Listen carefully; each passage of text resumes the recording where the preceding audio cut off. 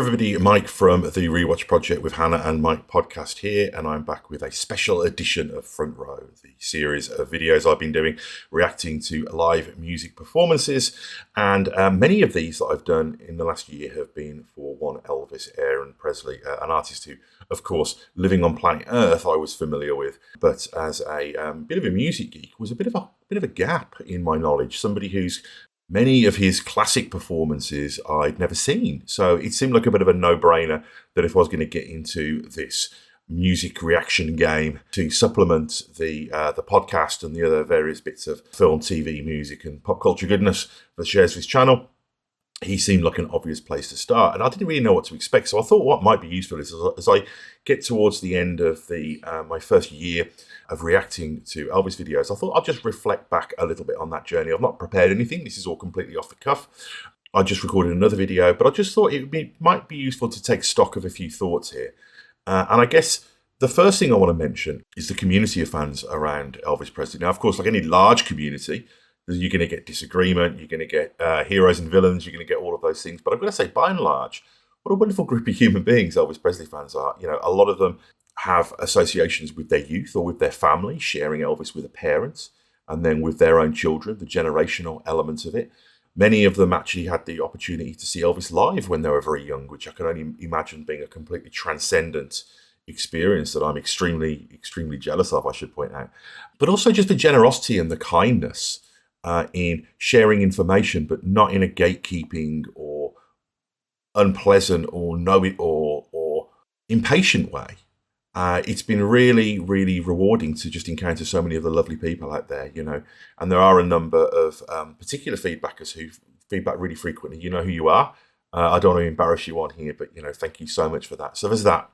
The other thing as well is the separation, I guess, as somebody who only had a relatively fleeting knowledge of Elvis, of the image of Elvis, the iconic caricature, you know, the Elvis impersonator piece, the thank you very much, you know, jumpsuited, almost, you know, Evel Knievel, largely later Vegas years perspective of Elvis, and the actual reality of that, you know, separating the myth from the man, you know. And I don't suggest that I'm in any way knowledgeable about the biographical details of his life. I'm not. I'm looking forward to getting into that.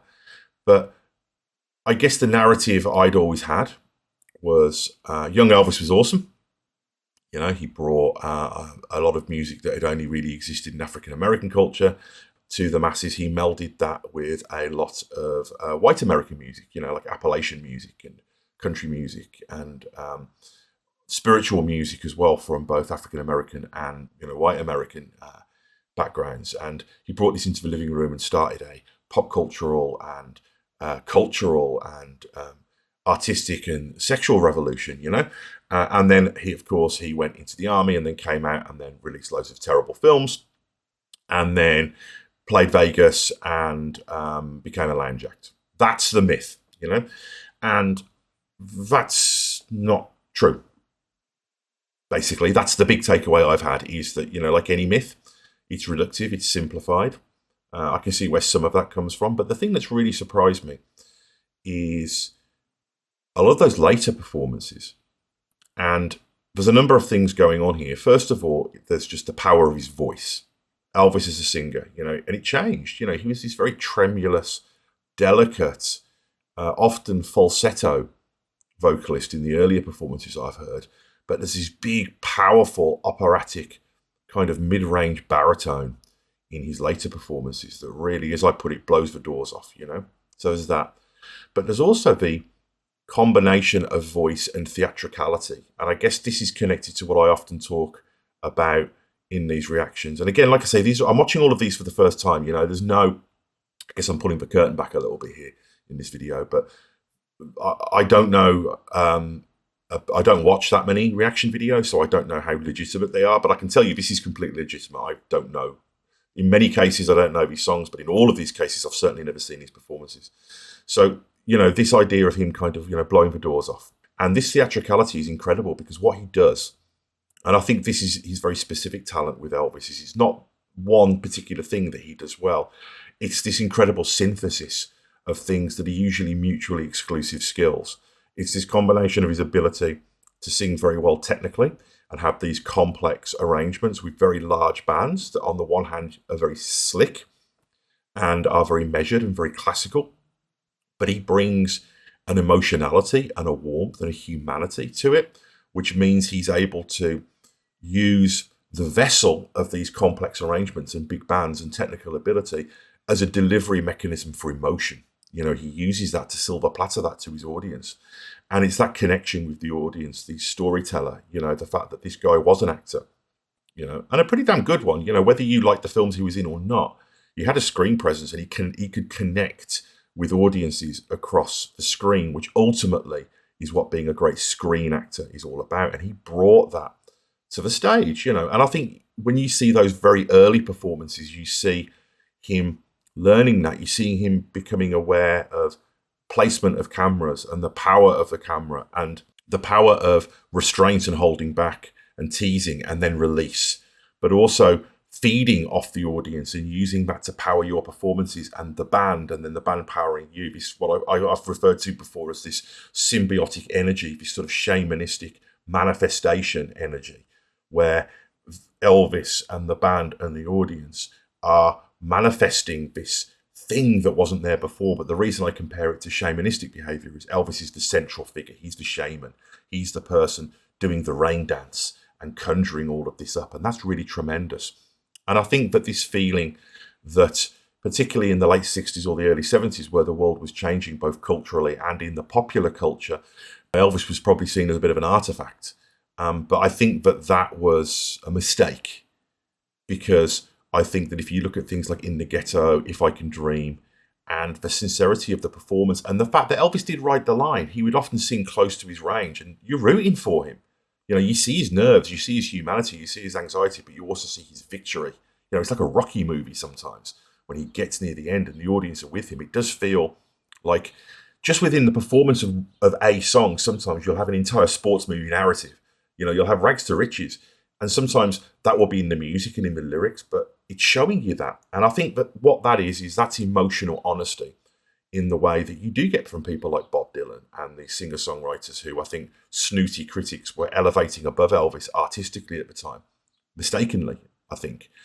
Because what you get there is, it's like somebody who does what they say they're going to do. Anybody can say, I'm a good person. Anybody can say, I have empathy. But until you demonstrate those things in action, it's just words. And what Elvis does through his performances is he's walking the walk, or walking the talk. I couldn't remember what that phrase, what the correct usage of that phrase is. But what he's doing is he'll be singing a song about an emotion and about a feeling, but he will be physically demonstrating that feeling through the way he's performing the song and the risk and how close to the edge he's going. I just think that that's a really powerful and unique thing. And I think that the gaudiness, if you want to call it that, the fact that often in like the Vegas performances, you know, he'd be singing to I would imagine, a relatively affluent middle class dinner audience, but that he's getting that across is actually incredibly subversive. You know, these folk singers, like I say, your Bob Dylans and your Joni Mitchells, etc., they were kind of preaching to the converted, you know, preaching to the choir. They were playing in coffee shops. They were performing to liberals who shared their worldview. But, you know, when Elvis sung In the Ghetto to a dinner audience, he was probably challenging them and making more actual social change than a million singer-songwriters.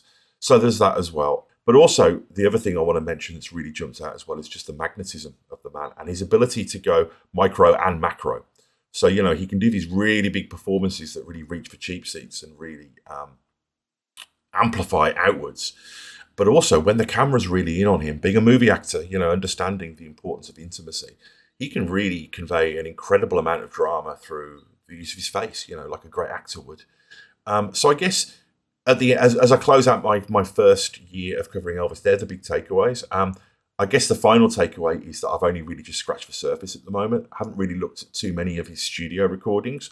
And I know there's a great deal of live performances left, but also behind the scenes stuff and the movies, you know, and some of those early performances. So I'm really looking forward to getting into that.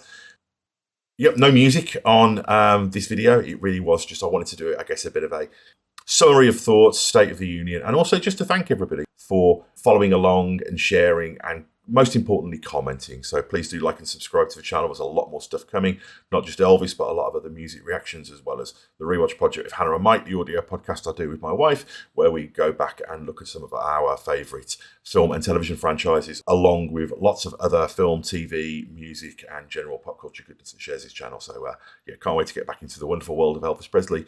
And so much more to talk about. Thank you. Merry Christmas.